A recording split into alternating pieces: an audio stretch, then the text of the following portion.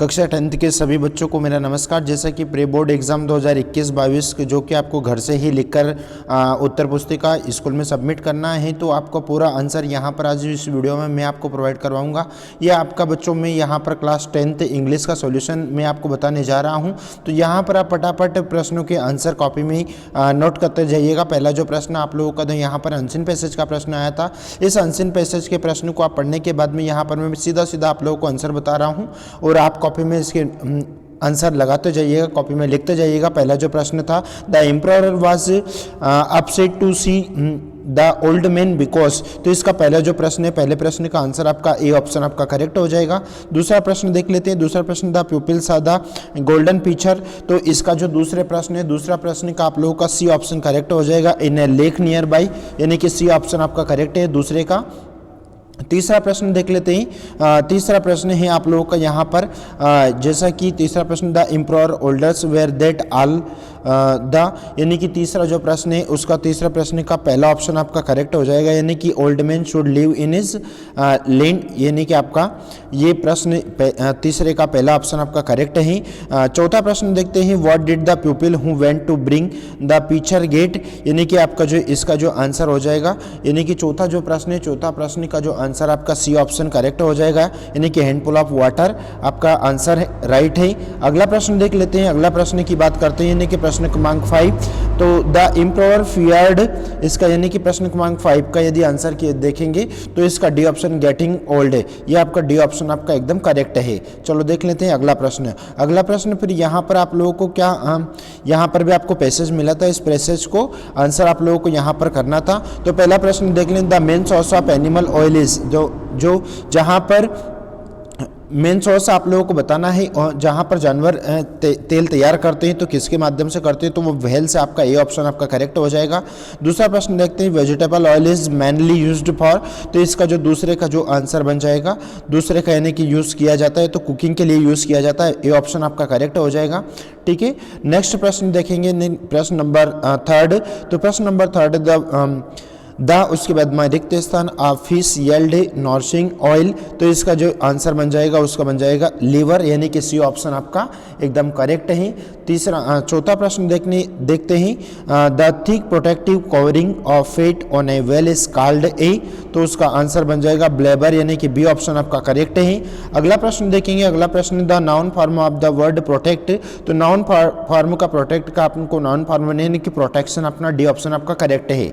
फिर आप लोगों को यहाँ पर प्रश्न क्रमांक 3 की यदि बात करते हैं, तो प्रश्न क्रमांक 3 में आपको टाइटल और नोट्स बताना है यहाँ पर, तो इसका टाइटल में यहाँ पर लिख देता हूँ। इसका टाइटल बच्चों हो जाएगा ह्यूमन हियर्ट, ह्यूमन हियर्ट इसका टाइटल है, ह्यूमन हियर्ट इसका टाइटल है। और नोट्स आप लोगों को पॉइंट में बनाना था। चलो मैं पॉइंट की यदि बात करता हूं तो आपको पॉइंट में, जैसे कि पहला पॉइंट की यदि बात करते हैं, तो पहला पॉइंट आप लोगों का बन जाएगा यहाँ पर फंक्शन ऑफ हियर्ट, फंक्शन ऑफ हियर्ट आपका पहला पॉइंट ले लो।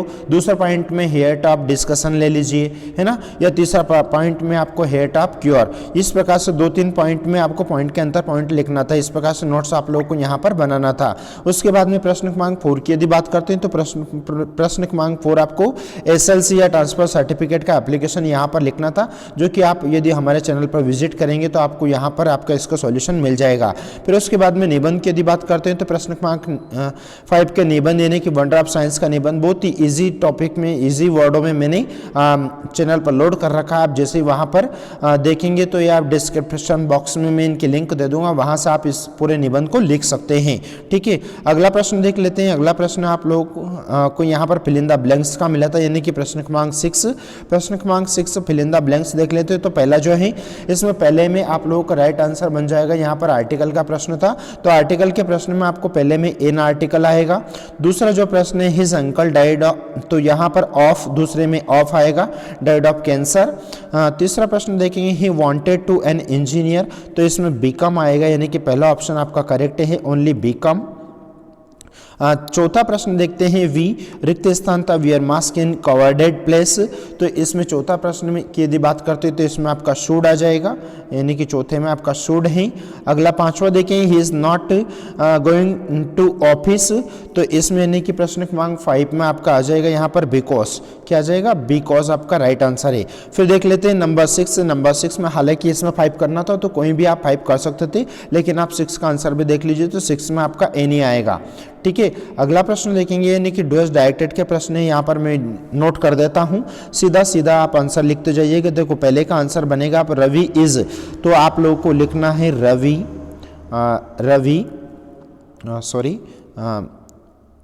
मैं यहाँ आंसर लिख देता हूँ। पहले का आंसर रवि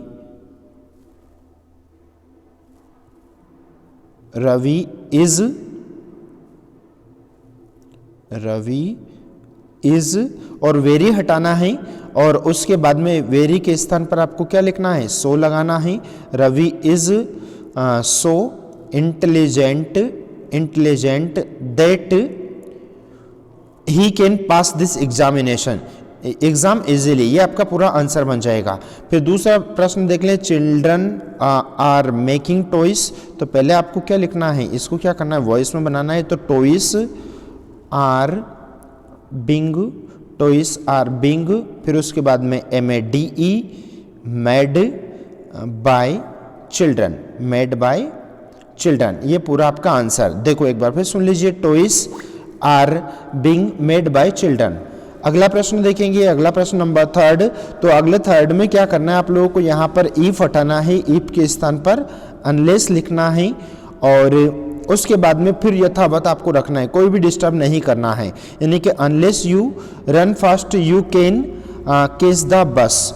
अगला देखेंगे number 4, he did his work well, यानी कि इसका आंसर देखेंगे तो इसका आंसर देख लिए, नंबर 4 का आंसर मैं बना देता हूँ, यानी कि आपको नेगेटिव बनाना है। तो he did not do his work well, ये आपका पूरा आंसर बन जाएगा, वर्क वेल। एक बार फिर सुन लीजिए, he did not do his work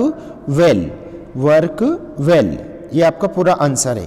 अगला देख लीजिए, अगला प्रश्न number 5, they are selling their house, present के परफेक्ट में चेंज करना है। तो आपको प्रेजेंट के परफेक्ट में दे के साथ में हैव जुड़ेगा, और से सोल्ड हो जाएगा, सेलिंग से सोल्ड। दे हैव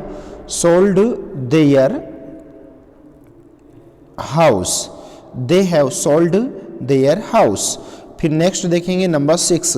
तो यहाँ पर हूँ से सेंटेंस को जोड़ना है, तो यहाँ पर आपका आंसर बन जाएगा सीमा हूँ, WHO हूँ लिखना है, हूँ is my sister is my sister. उसके बाद में ये यहाँ पूरा इतना लिखना है, ये सी नहीं लिखना है। सुन लीजिए आंसर मैंने क्या लिखा है, Seema who is my sister, she is sitting at the last bench. चलो देख लेते हैं अगला प्रश्न। अगला प्रश्न यानी कि प्रश्न क्रमांक 9, how much money did Lencho want. तो इसमें आ जाएगा ए ऑप्शन, यानी कि 100 pesos. What did the cow sake on the point, यानी कि प्रश्न क्रमांक दूसरे का यदि आंसर देखेंगे तो प्रश्न क्रमांक दूसरे का आंसर बन जाएगा आपका डस्ट ऑफ स्नो, यानी कि बी ऑप्शन। तीसरा प्रश्न देखेंगे तो तीसरा प्रश्न है, according to Nelson Mandela what is country greatest wealth. तो इसमें यानी कि तीसरे में भी आपको आ जाएगा बी ऑप्शन, यानी कि इट्स प्यूपिल। अगला देखेंगे चौथा, which of this name did Anne give to her diary. तो चौथे का आंसर बन जाएगा आपका यहाँ पर ए ऑप्शन, यानी कि किटी। नंबर 5वां देखेंगे, नंबर 5वां, इन व्हाट वे पेजी वाज क्रूअल टू वंडा, यानी कि 5 का आपका आंसर बन जाएगा। इसमें भी आपका आंसर आ जाएगा ए ऑप्शन, यानी कि she made fun of her. Number 6 की यदि बात करते हैं तो नंबर 6 में कॉर्ग इज़ फेमस फॉर। तो कॉर्ग इज़ फेमस इन एक टी के लिए फेमस है ना, सॉरी इसमें कॉफ़ी आएगा, यानी कि सी ऑप्शन। नंबर 6 में आपका आंसर आ जाएगा कॉफ़ी। नंबर 7 की यदि बात करते हैं तो where did Siddhartha vow to stay until his enlightenment came, यानी कि इसमें आ जाएगा आपका अंडर प्यूपिल ट्री, यानी कि बी ऑप्शन आपका करेक्ट है। चलो देख लेते हैं अगला प्रश्न। अगला प्रश्न यहाँ पर आपका प्रश्न क्रमांक 10 है। तो प्रश्न क्रमांक 10 में from which lesson has this text been taken, तो किससे लिया गया है? तो ये लिया गया है लेटर टू गॉड, यानी कि ए ऑप्शन आपका करेक्ट है। दूसरा देखेंगे यानी कि where was Lencho house situated, तो लेंचो का घर कहाँ पर स्थित था, यानी कि दूसरा प्रश्न, तो उसका घर था ऑन द क्रेस्ट ऑफ ए लो हिल, है ना, लेंचो का घर, यानी कि सी ऑप्शन आपका करेक्ट बन जाएगा। तीसरे आंसर की यदि बात करते हैं find the word from the above passage which is similar closely का आपने को यहाँ पर सिमिलर बताना है, तो उसका डॉटेड आंसर आ जाएगा, यानी कि आपको बी ऑप्शन करेक्ट है। नंबर 10 का बी यदि देख लेते हैं तो नंबर 10 का बी यानी कि पहला प्रश्न है कि from which poem has been taken, किससे लिया गया है, तो इसका आंसर बन जाएगा आपका ए ऑप्शन, यानी कि फायर एंड आइस से लिया गया है।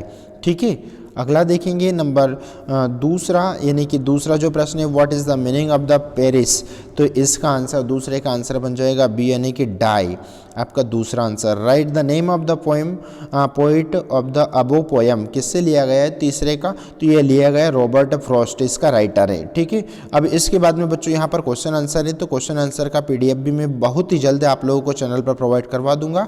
बट यदि आप चैनल पर नए हैं तो प्लीज़ चैनल को सब्सक्राइब करें, ताकि सारे सॉल्यूशन हम आपको इस वीडियो के माध्यम से आपको बता सकें। बाकी के सभी सब्जेक्ट के फुल सॉल्यूशन आपको हमारे चैनल पर देखने को मिल जाएगा।